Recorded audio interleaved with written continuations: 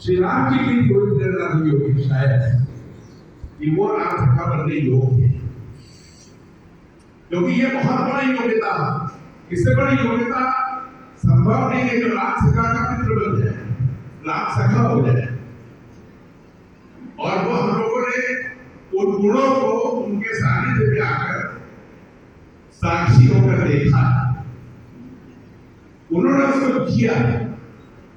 प्रारंभ में 80 के दशक में वो एक जिला प्रचारक के रूप में जिला रायबरेली में थे और मैंने उनको जिला प्रचारक के रूप में पाया।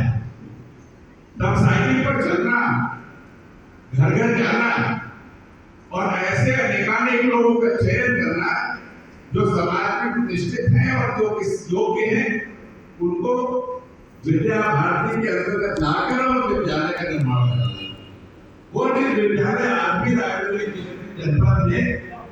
बच्चों के चरित्र का निर्माण कर रहे हैं,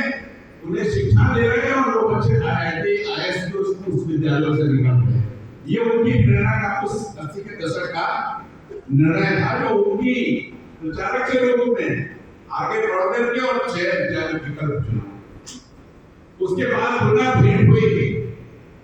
जब श्री राम जन्मभूमि से संदर्भित बाबरी के ध्वंस संदर्भ जिसका नामकरण इस प्रकार से है,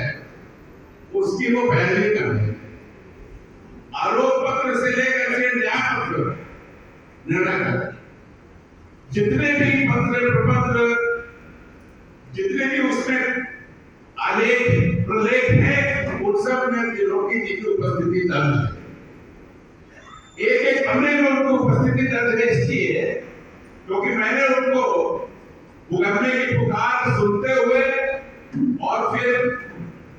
पूरी फाइलों को गठफड़ को उठाकर भागते हुए न्यायालय तक जाते देखा है, क्योंकि मैंने उन्हें प्रचारक के रूप में देखा। न्यायालय बहुत से हमारे मित्र थे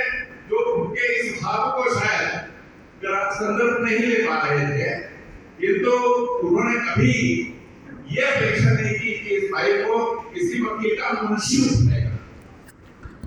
मुंशी को उठाना चाहिए।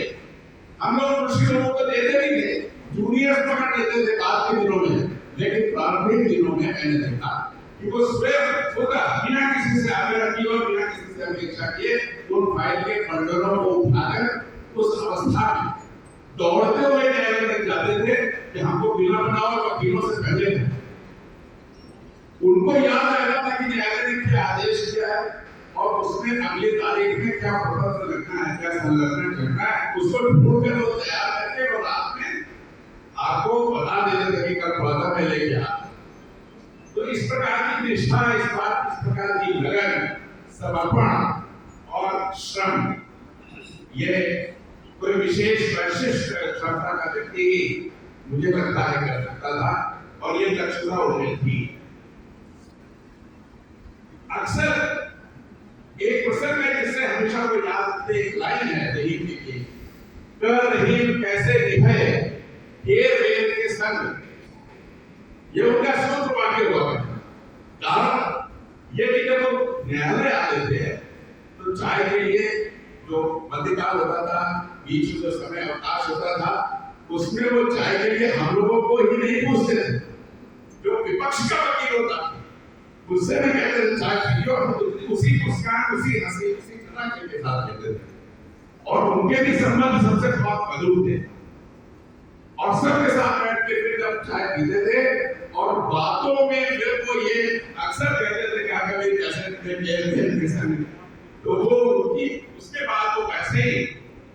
माननीय त्रिलोकी जी हो जाया करते थे कि पूरी निष्ठा केवल अपने संदर्भ में, अपने विषय में, अपने मुकदमे में, और ये क्रम उन्होंने बनाए रखा निर्णय होने तक। जैसा मैंने कहा, आरोप पत्र से लेकर के और अंत में निर्णय पत्र तक उनकी जो यात्रा जो है उसके हर सोपान में उनकी निष्ठा और श्रम की एक गवाही। और ये किसी को विस्मृत नहीं होगा, ये कैसे छाप छोड़ गए हैं और वो अपने व्यक्तित्व से हम लोगों के ऊपर कि जब तक हम लोगों को श्री राम जन्मभूमि याद रहेगी, कैसे चला याद रहेगा, तब तक एक छवि लोग के नीचे भी मानस पटल पे रहेगी इन शब्दों के साथ मिलती है।